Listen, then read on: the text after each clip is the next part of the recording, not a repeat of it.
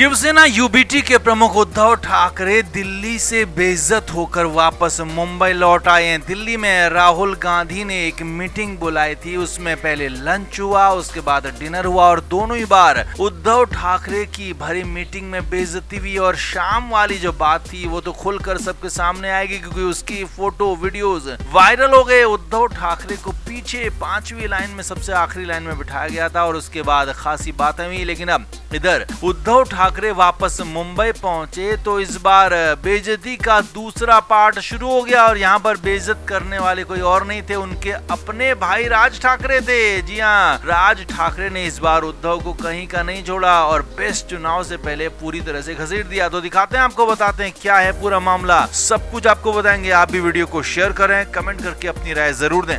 तो उद्धव ठाकरे की बेइज्जती इन दिनों फिलहाल पूरे मीडिया में छाई हुई है कि आखिर कैसे उद्धव ठाकरे को दिल्ली में सबसे पीछे वाली लाइन में बैठाया गया था, उनकी इज्जत को तार तार कर दिया गया था। उस पर लगातार सवाल पूछे जा रहे हैं। हालांकि उद्धव ठाकरे की पार्टी की तरफ से बार बार यही कहा जा रहा है कि ऐसी बातों को गलत तूल दिया जा रहा है, लेकिन बात तो यही है, वीडियोज ने यही कहा, फोटोज ने यही कहा कि हाँ बेइज्जती तो हुई थी। लेकिन अब इधर मुंबई में जो हुआ उसने तो और ज्यादा हैरान कर दिया, क्योंकि यहाँ पर उद्धव ठाकरे की बेइज्जती करने वाले कोई और नहीं है बल्कि उनके अपने ही भाई राज ठाकरे हैं, जिनके साथ वो फिलहाल अब राजनीतिक दोस्ती बढ़ा रहे हैं, राजनीतिक चर्चाएं एक दूसरे के साथ कर रहे हैं। असल में उद्धव ठाकरे और राज ठाकरे ने बीएमसी चुनाव से पहले बेस्ट कोऑपरेटिव सोसाइटी का चुनाव लड़ने का फैसला लिया और दोनों ही पार्टियां साथ में चुनाव लड़ेंगी। अब आगे बढ़ने से पहले आपको बेस्ट कोऑपरेटिव सोसाइटी के बारे में बताते हैं। बेस्ट मुंबई में इलेक्ट्रिसिटी और ट्रांसपोर्ट को प्रोवाइड करने वाली कंपनी है। इसके लिए एक सोसाइटी बनाई गई है और वो सोसाइटी लोगों को क्रेडिट देती है, यानी कि लोन देती है और उसका खर्चा पानी भी देखती है। यानी कि मुंबई में बहुत मजबूत ये संस्था है बेस्ट, और उसी बेस्ट की क्रेडिट कोऑपरेटिव सोसाइटी का यहाँ पर चुनाव होना है, सदस्यों का चुनाव होना है। तो ऐसे में बीजेपी और शिंदे गुट अलग तरीके से चुनाव लड़ रहे हैं। उन्होंने अपने अपने पैनल बनाए और यहाँ पर उद्धव ठाकरे और राज ठाकरे ने अपने अपने पैनल बनाए हैं। लेकिन बड़ी बात यह है, हैरानी की बात यह है कि यहाँ पर राज ठाकरे ने साफ साफ कह दिया कि बेस्ट के पैनल में उनकी पार्टी की सीटें ज्यादा रहेंगी, यानी कि वो 51% सीटों पर लड़ेंगे। यानी कि एक तरह से साफ साफ कह दिया है कि उद्धव ठाकरे की पार्टी भले ही बड़ी होगी, उद्धव ठाकरे की पार्टी भले ही ज्यादा सांसदों ज्यादा विधायकों वाली होगी, लेकिन अगर यहाँ मुंबई में चुनाव की बात आती है तो भले ही छोटे से छोटा चुनाव क्यों ना हो तो हम आगे रहेंगे, हम बड़े भाई की भूमिका में रहेंगे। और ये बात उद्धव ठाकरे को कह दी गई है कि बेस्ट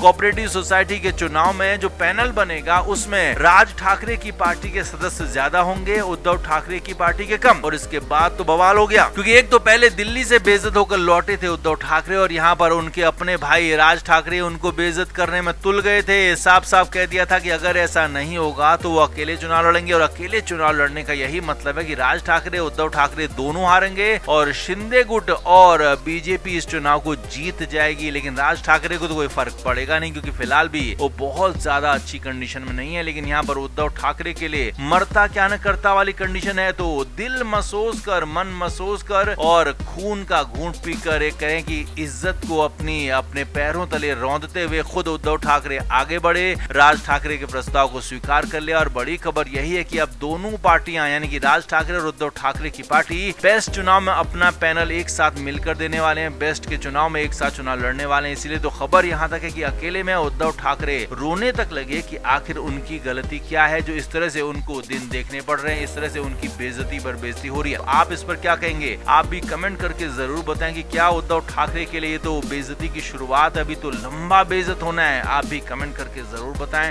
और वीडियो को शेयर भी करें।